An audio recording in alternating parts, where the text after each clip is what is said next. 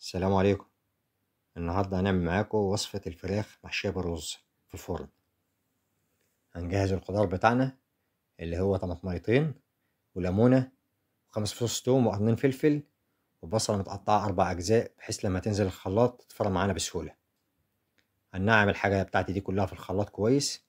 أهم حاجة يا جماعة التنعيم كويس معانا، هيريحني بعد كده في الشغل ويطلع لي الشغل كويس. وده طبعا بعد ما هنعمل حاجة في الخلاط هجيب طبق غويط وانزل فيه الحاجة بتاعتي، واجهز بعد كده البهارات بتاعتي والصلصة والزيت.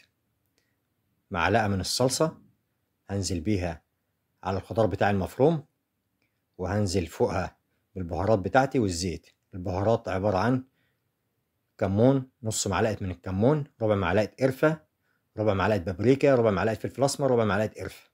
هنزل بالحاجة بتاعتي دي كلها ومعاها معلقة وربع ملح.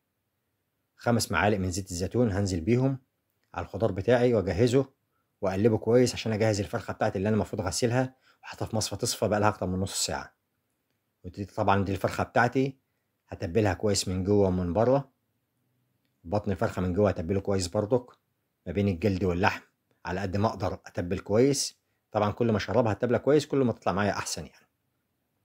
بس اهم حاجه التبله بتاعتي دي يا جماعه ما تبقاش مالحه. دي كان شكلها النهائي طبعا بعد ما خلصت. هجهز الحاجه بتاعتي بتاعت الرز اللي المفروض ان انا احشي بيه الفرخه. بصله واقطعها وخمس فصوص من الثوم، وهنزل بحته من الزبده على الزيت والبصل. واجهز الحاجه اللي احطها مع الرز: حبهان ورق لورا، قرفه خشب، وليمون. وهنزل بيهم احمر البصله تقريبا اخلي لونها ذهبي كده، وانزل بالرز اللي انا المفروض غسله برضك وسايبه يتصفى وده عليه شويه لون اصفر. واقلب كويس رز واسويه نص سوا عشان بعد كده لما احطه في الفرخه يستوي معايا كويس. شويه زبيب مع الرز عشان كده يظبط لي النكهه وتطلع معايا كويسه.